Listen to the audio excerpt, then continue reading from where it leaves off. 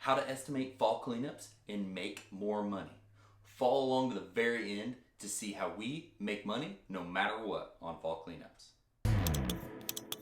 I'm a wanted man. I got blood on my hands. Do you understand? I'm a wanted man. I'm a wanted man. Alright guys, before we get started, like, subscribe, and hit the bell. Every like to this video, every like to anything on this channel pushes this valuable information out to more people to help their business grow. Okay, so let's get right into it. Fall cleanups. What about them? How to estimate them? What are they, man? They are hard. They have variables. They have never-ending challenges that just seem to pop up. But on the flip side, fall cleanups can add a whole new amazing service. Fill a book of work. Keep your employees and your team out there working longer and longer into the season. So the upside of them, to learn this challenging service, to be able to estimate this challenging service and add it to your books is amazing. But when you're thinking about this, the things you got to know is, how do you add it? What does it take, and is it even worth it? You know, that's how this all really started out for me. I just hit on that. Is fall cleanups were a way to keep the people, the estimators, and the trucks out there rolling farther into the season and help our business grow. And that's what it's done for us. That's what it's allowed us to do, is get more work, get more people, and keep pushing to grow our business. But all of that, you know, that's all fine and dandy. Thinking about that service, wanting to be able to put that service into your business. But then it comes up, how do you estimate it? How do you estimate something that's so challenging, that has so many variables? You know, you might have a foot of leaves on a whole lawn. And you might have the exact same size lawn that's got a foot of leaves and an inch of acorns under it. And I will tell you, it's a nightmare. Or gumballs, or whatever the case, something that makes it so complex and you just can't quite notice the severity of it by just walking through the lawn and bidding on it. So it's extremely challenging.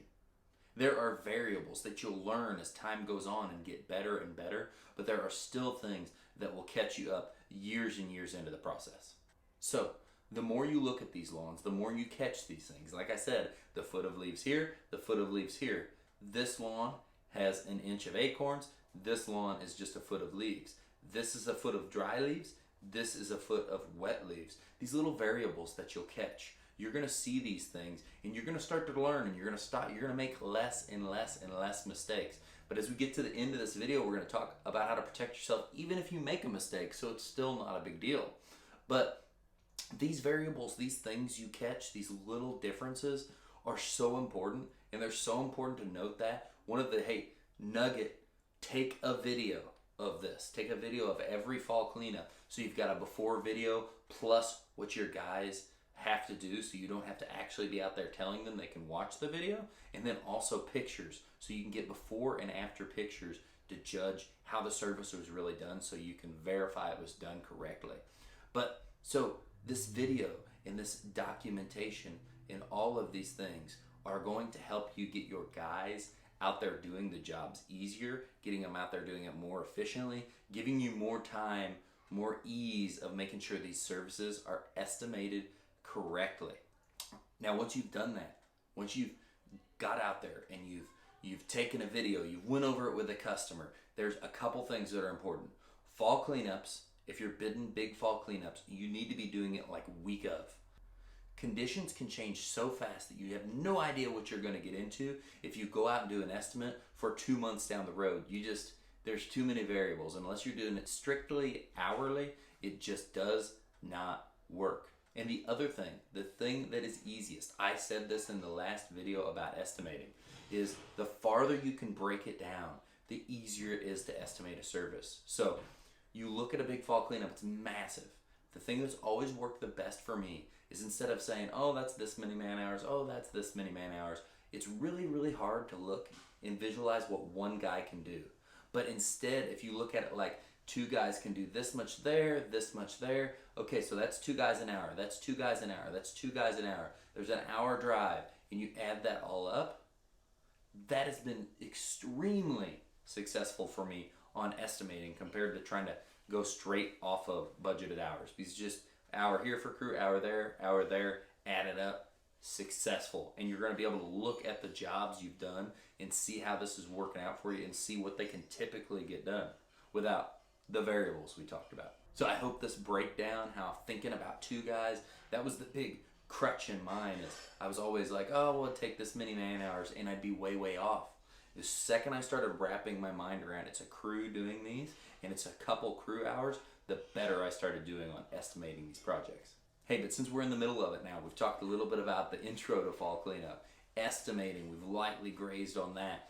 The key is going to be at the end of this when we talk about protecting yourself. But right now, if you've added fall cleanups to your business, if you do fall cleanups and you have a super successful way to estimate, I've heard amazing things about square footage, or you have a super successful procedure, whether that is you mulch every lawn, you bag every lawn, you blow off every lawn, you leaf vac every lawn. Share that in the comments below. We all want to hear and we want to grow this value together. So leave that in the comments below. So here, like I said, the most important thing out of this is guarding yourself and making sure you protect yourself from the backlash that sometimes that may cause. So this is probably one of the most important parts of this video, and it's why I asked you to stick around. This is the part that if you aren't doing it and if you hear it and you think that sounds impossible, do it anyway. It's gonna stick. The earlier you do it, the easier it will be to implement. So people bid fall cleanups several different ways. They bid them hourly. They bid them per job. They bid them hourly plus the job.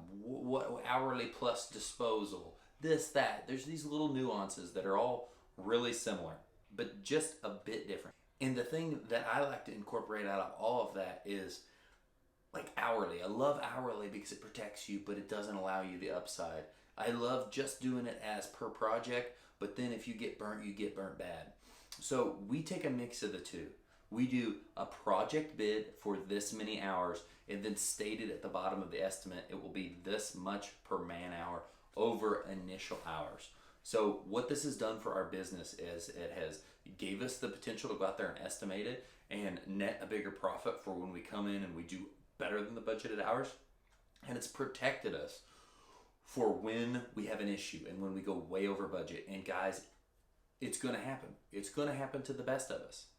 And the most important thing that I can say about this, that I can't stress enough, is that you need to educate the customer about this up front. You need to have this in highlighted yellow writing on your estimates, bold, out in their face, because people will sign on an estimate, and it's happened. It's happened a few times last year, and we really implemented this last year. They signed on an estimate. They signed on the terms, and you get to the end of the job and they don't agree with the terms because they didn't even read the estimate. They didn't read the terms. They just signed off because they thought they wanted the job. And then when you tried to stand on what you put in your estimate, they get extremely mad and they backlash. And this is why you must educate up front. You must let them know that you have to be out there making money, or there won't be a so-and-so business to go do this service for you next year, because a profitable business is what allows you to keep being in business. So you need to protect yourself by having some hourly measure in there. And then you also need to educate the customers about this thoroughly up front and let them know with so many variables, things can happen. And we may go over on time, and that's when this is going to come in effect, because we want to make sure we give you the best job possible. And shortcutting that to make sure we get out on time is not going to give that to you. We have seen this backlash many times on different things when we instate these hourly things. But with the fall cleanups, how we did this last year, we have seen this backlash drop so far down that Zoe is able to handle pretty much all of it now, and it has been amazing for our business. So the key points on all this, for our business, it allowed us to go out there and bid on more jobs, bigger jobs, and stay safe no matter what. And you need to guard your business. You need to guard what goes on and make sure you're making money. It's added with this potential to go out there and bid more and be less fearful of more jobs and larger jobs. It has allowed us to fill our schedule. And this work, this fall cleanup work, typically will turn and fill up your pipeline in the fall, and it'll turn into spring work come spring season. And if that's not benefit enough, it keeps the guys rolling, the trucks rolling, and the team rolling heavier and further into the season than we could have went without it. And it's a simple service that doesn't require all this complex things of landscaping and design and structural building. And there's a lot to be said for those services, and we can do those far into the season. But for the maintenance guys, the mow guys, this is a service that many people can go out and do and still be productive and still do a great job at. And the final part of this, the big upside, is this keeps upping this revenue in a stressful time of the season when things are going a million miles an hour.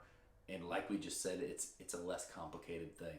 So it allows you to go like this easily into the fall. So that was it. It's as easy as that, guys. Break these estimates down, break them into pieces, look at it like a crew can do this, this, and this. Break it down into something you're sure two guys can do, and then bid on those little chunks all across the job and keep that on your notepad. And then guard yourself and protect yourself from losing money on these projects. You are a valuable business. You are a rock star for owning this and pushing through all of this. You deserve to make money. Do not let anyone or anybody around you think just because you're mowing lawns, cleaning up leaves, and landscaping that you're just that landscape guy, that trashy landscape guy that does not deserve to make money. You're in business to make a profit and to better your life and the lives of everyone around you. So guys, if you like this, give it a thumbs up. If you hated it, you know the drill. Give it a thumbs down.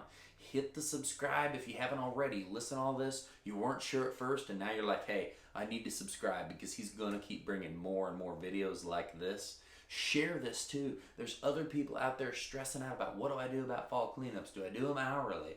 Do I do them this way? What's the most bang for my buck? Share that with someone that it could help. Follow me on Twitter, Facebook, Snapchat, and TikTok. Most of those links were in the video somewhere around here as we kind of went through this. And everyone, I appreciate you so much for staying, watching this whole video, and sharing this time with me. Thank you so much, and I'll talk to you all soon.